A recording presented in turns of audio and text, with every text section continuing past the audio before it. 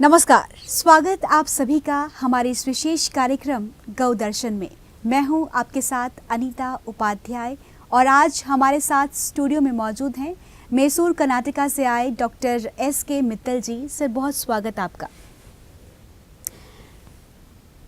तो एस.के. मित्तल जी, आज आपसे हम ये जानना चाहेंगे, आप गौ सेवक हैं और लगभग आप 20 वर्षों से जुड़े हुए हैं इस सेवा से। हम जानना चाहेंगे आप अपने संगठन के विषय में कुछ हमारे दर्शकों को बताएं और ये बताएं कि क्या क्या कार्य और क्या क्या उपलब्धियां अब तक आपने इस क्षेत्र में हासिल की हैं। अनीता जी,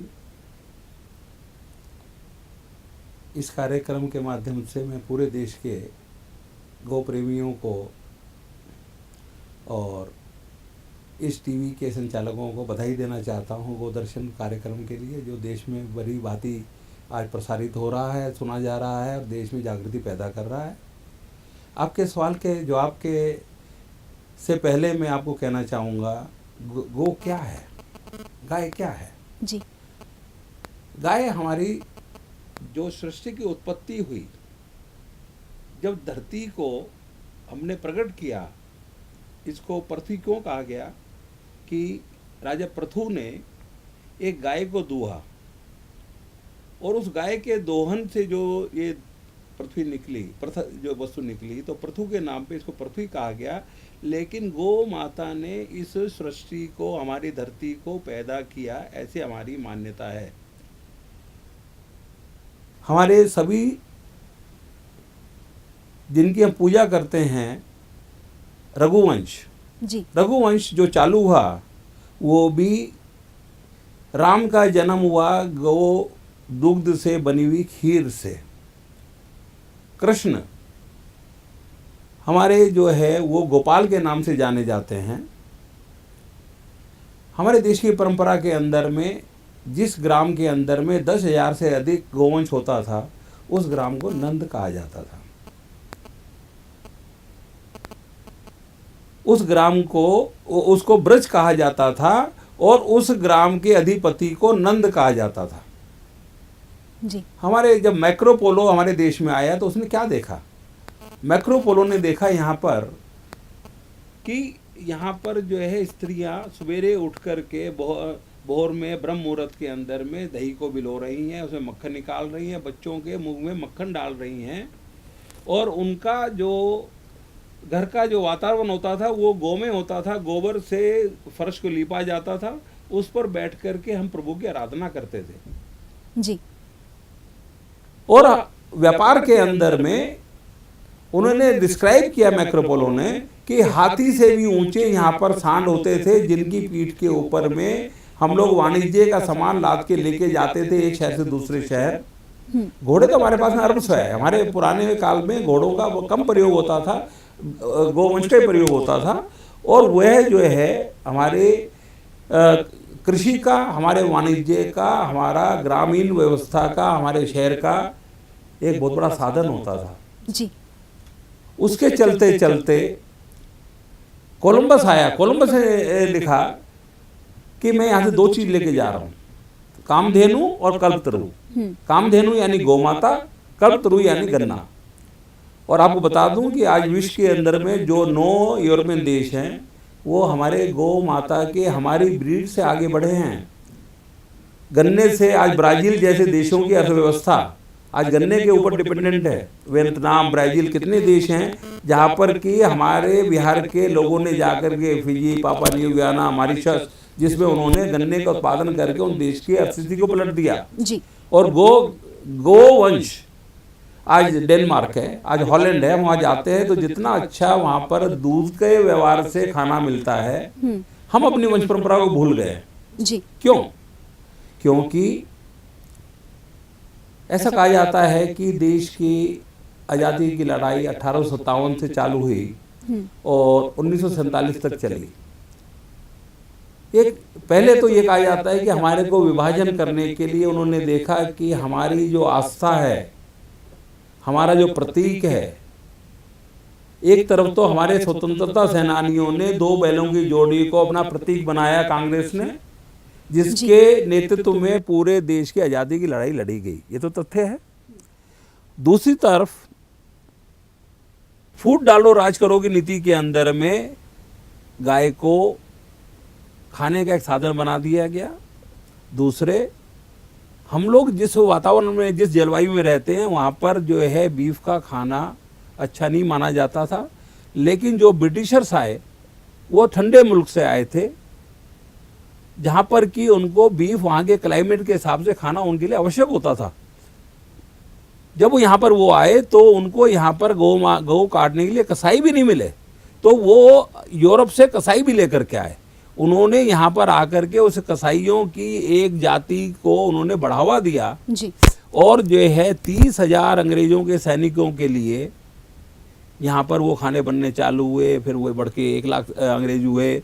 और वो जो है, जब ये महामना मदन मोहन जी मालवीय का समय आया तो उन्होंने कहा कि स्वतंत्रता की प्राप्ति से बड़ा प्रश्न मेरे लिए गोरक्षा का है, क्योंकि देश की अस्मिता, देश का स्वास्थ्य जी। देश का अर्थ सब गायों पर था। बिल्कुल। हमारे, हाँ मैं जी। बोलता रहूं। जी बिल्कुल सर, बिल्कुल बोलिए सर, आप कंप्लीट कीजिए अपनी बात। हमारे देश की अर्थव्यवस्था कृषि प्रधान हमारा देश है। कृषि प्रधान देश की अर्थव्यवस्था की कल्पना ही नहीं कर सकते थे। चाहे रहड़ चलाना हो, पानी देना हो, चाहे हल चलाना हो, चाहे कोल्हू तेल निकालने चलाना हो, चाहे ट्रांसपोर्टेशन हो, हर काम में नंदी की आवश्यकता हमारे 5 लाख प्लस गांवों के अंदर में मानी गई थी। इंदिरा जी अब कोलंबो कॉन्फ्रेंस में थी तो उनसे सवाल किया गया कि आपके देश को 40 लाख ट्रैक्टरों की आवश्यकता है, वो तो आपके पास में नहीं हो सकते, आपके पास में पैसा नहीं है। तो इंदिरा जी ने कहा था कि मेरे पास में 40 लाख ट्रैक्टरों का हो सकता है साधन नहीं हो, लेकिन मेरे देश में 8 करोड़ बैलों की जोड़ियां हैं। ये इंदिरा जी का स्टेटमेंट, रिकॉर्डेड स्टेटमेंट है कोलंबो कॉन्फ्रेंस के अंदर में। जी। और इंदिरा जी ने भी जब अपना कांग्रेस आई बनाई तो गाय और बछड़े को ही अपना चुनाव चिन्ह बनाया था। उनको पता था कि भारत देश की आत्मा गाय और बैल में बसती है। लेकिन ये इतना बड़ा षड्यंत्र जो हमारे संविधान के अंदर में हुआ, इसको हम लोगों ने फंडामेंटल राइट्स प्रिंसिपल में नहीं डाल पाए, कुछ राजनीतिक कारणों से, कुछ हमारे अंतर्राष्ट्रीय कारणों से। जबकि सेठ गोविंद दास जी जैसे लोग संविधान सभा के सदस्य थे, एक मेंबर असम से थे J.H. लहरी, मुसलमान थे जी। उन्होंने कहा नहीं, अगर हिंदुओं की मान्यता है तो हमारे को इसको फंडामेंटल प्रिंसिपल्स में डाल देना चाहिए। लेकिन इसको डायरेक्टिव प्रिंसिपल्स में डाल दिया गया जो राज्यों के लिए। तो ये इसका असर क्या हो रहा है, पर्यावरण पे असर हो रहा है। तब की सोच और आज की सोच में गाय के प्रति लोगों में आप कितनी बदलाव देखते हैं, कितना विपरीत हो चली है, और जो परिस्थितियां हैं गाय को लेकर वो कितनी बदलती हुई आपको इस वक्त नजर आ रही हैं? मैं आपको बताना चाहूँगा, आपने बिल्कुल सही पूछा है। जब मुंशी प्रेमचंद ने गोदान लिखी तो उन्होंने बड़ा अच्छा चित्रण किया था उस समय का कि होरी जो है 2 बैलों के लिए कितना तड़प रहा था कि मेरे घर के बाहर 2 बैलों की जोड़ी हो।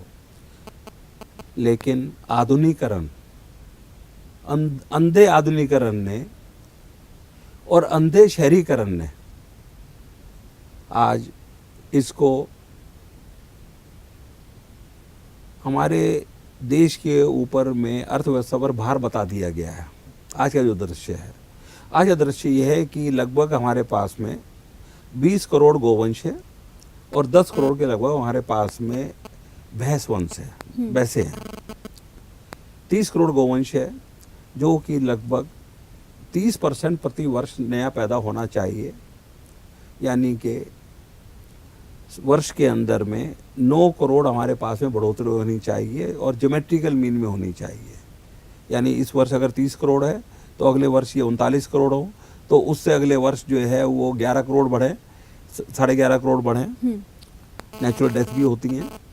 लेकिन आज हमारा देश, आज हमारा प्रांत, आज हमारे राज्य विश्व को मांस के निर्यातक बन गए हैं। इस वर्ष हमारा शायद टारगेट 15 लाख टन को क्रॉस करने का है जी।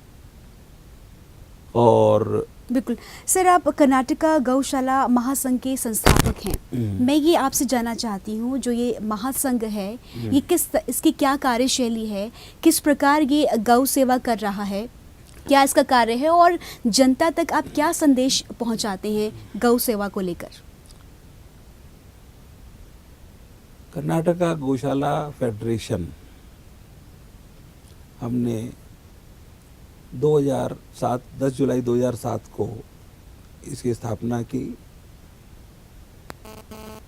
क्योंकि कर्नाटका के अंदर में लगभग 55 के लगभग गौशालाएं हैं, कुछ बढ़ी है उसके बाद में, लेकिन गौशालाओं की जो समस्याएं थी सरकार के साथ में, भारत सरकार के साथ में, जनता के साथ में, तो हम एक संदेश देना चाहते थे कि आपकी आवाज़ हम सरकार तक हम पहुंचाएंगे। अगर अकेले अकेले जाएंगे, बहुत सी गौशालाओं के अंदर में बहुत डर हो गया था सुरक्षा का, कसाईयों का, जिसको कि हम लोगों ने वहाँ के पुलिस एडमिनिस्ट्रेशन के साथ में बात करके हमने उसको कंट्रोल किया। सरकार के साथ में हमने बात करके कि हमने उस समय सर्व कर्नाटका गोथली योजना सरकार लेकर के आई जी, जिसने हर जिले के अंदर के एक गौशाला को फाइनेंशियल मदद देने का बीड़ा उठाया। तो सरकारी नीतियों के निर्धारण में हमारी भूमिका रही और उसी का परिणाम कर्नाटका राज्य गौ सेवा आयोग है, जो 15 फरवरी 2013 को निर्माण हुआ। एक स्टेचुरी बॉडी है जी, जिसके अंदर में मेरे पास में 9 प्रिंसिपल सेक्रेटरीज मेरे को दिए गए। प्रिंसिपल सेक्रेटरी एनिमल हस्बेंड्री मेरे साथ में है, प्रिंसिपल सेक्रेटरी होम मेरे साथ में है, प्रिंसिपल रूरल डेवलपमेंट ग्राम पंचायत मेरे साथ में है, और लगभग 18 विभागों को हम इसमें जी कंट्रोल करना चाहते हैं, कर रहे हैं, और इस विषय पे भी आपसे बहुत चर्चा करेंगे। इससे पहले मैं कहना चाहूँगा कि मैंने 1994 में अखिल कर्नाटका गोरक्षा संघ की स्थापना की थी जी। क्यों कि गाय के विषय में लोगों की जानकारी बहुत कम थी। ट्रक जा रहे थे, हम केरला और आंध्रा से घिरे हुए थे, तो कर्नाटका राज्य के अंदर में उसका परिणाम ये हुआ कि जिस गौशाला से मैं संबंधित हूँ, मैसूर पिंजरापोल सोसाइटी, उसमें 300 प्राणी होते थे।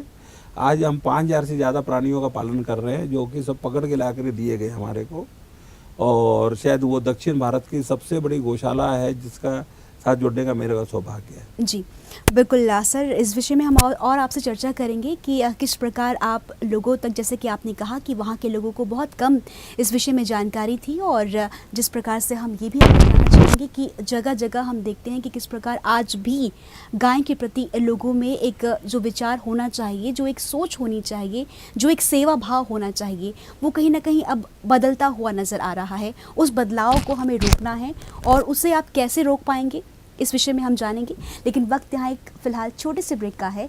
हम तुरंत लौटेंगे, आप देखते रहिए गौ दर्शन।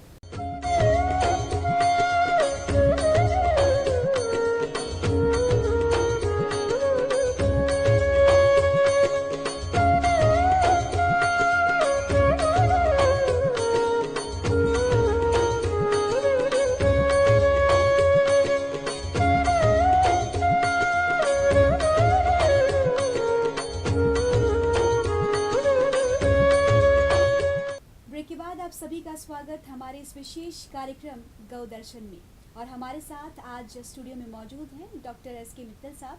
सर, आज हम आपसे बात कर रहे हैं गौ सेवा के बारे में, और लगभग 20 वर्षों से आप इस कार्य से जुड़े हुए हैं, और आप संस्थापक भी हैं कर्नाटक गौशाला महासंघ के। सवाल आपसे ये जानना चाहूँगी सर कि गौ सेवा करने से क्या